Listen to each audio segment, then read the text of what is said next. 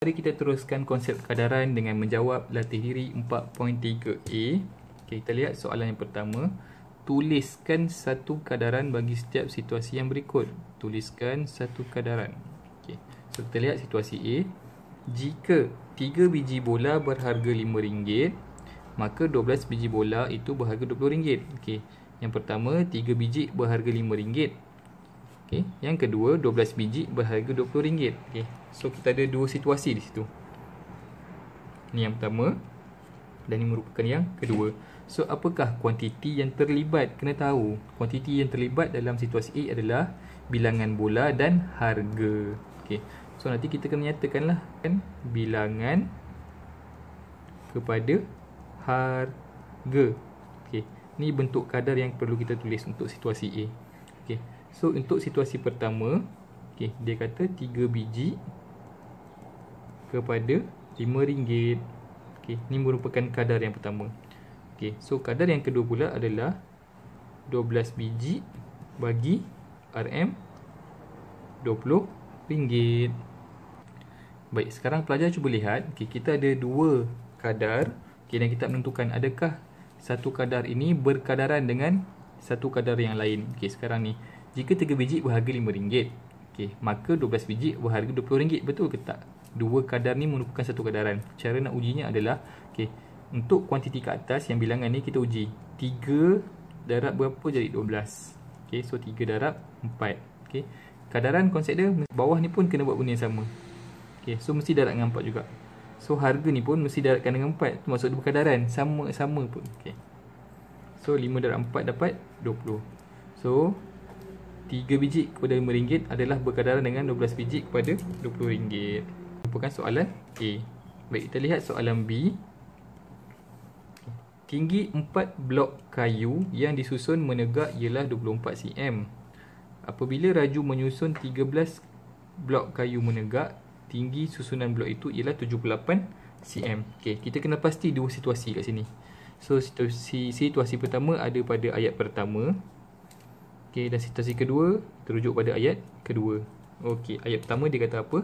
Tinggi 4 blok kayu. Tinggi pertama dia kata tinggi 4 blok kayu disusun menegak ialah 24 cm. Okey, so apa kuantiti yang terlibat? Bilangan dan tinggi. Okey. Apabila Raju menyusun 13 blok kayu, tinggi susunan blok itu ialah 78 cm. So cuba bentukkan dua kadar yang terlibat. Okey. So yang pertama 4 blok bagi membentuk 24 cm. Situasi kedua, okay, 13 blok pula yang disusun membentuk 78 cm. Okay, so kita ada dua kadar sekarang ni. Kita perlu menentukan adakah kadar yang pertama ini merupakan kadaran bagi kadar yang kedua. Caranya adalah kita cek, okay, kita semak bacaan atau nilai yang dekat atas ni dulu. Okey.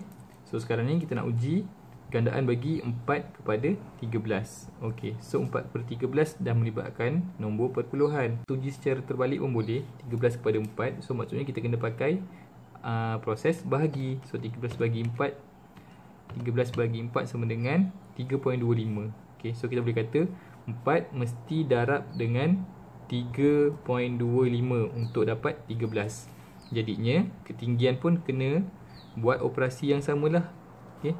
24 mesti didarabkan dengan 3.25 untuk dapat 78. So cuba kita uji 24 darab dengan 3.25.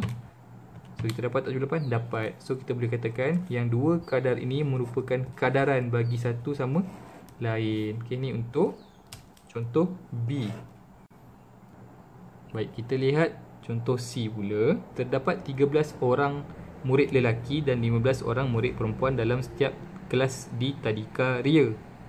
Okay, jika terdapat 65 orang murid lelaki di Tadika Ria, maka terdapat 75 orang lah di murid perempuan pula.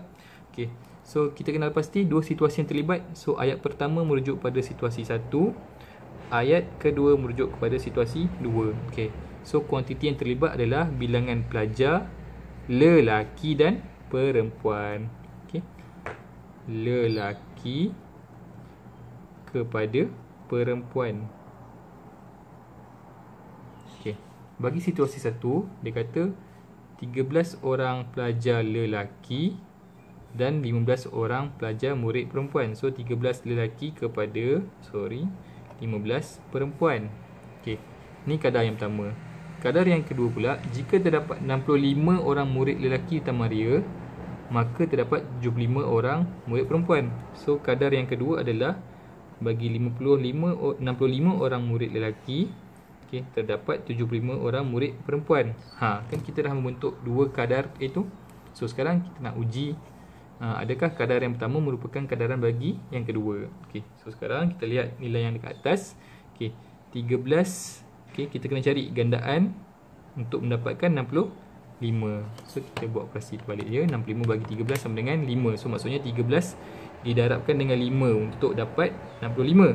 Okey, dan juga benda yang sama kita boleh lakukan di bawah adalah, okey, bilangan pelajar perempuan ini perlu didarabkan dengan 5. Okey, so 15 darab 5, 15 darab 5 kita dapat 75. So dapat. So bermakna, okey, kedua-dua kadar ini merupakan kadaran antara satu sama lain. Merupakan contoh menulis satu kadaran bagi situasi yang diberi.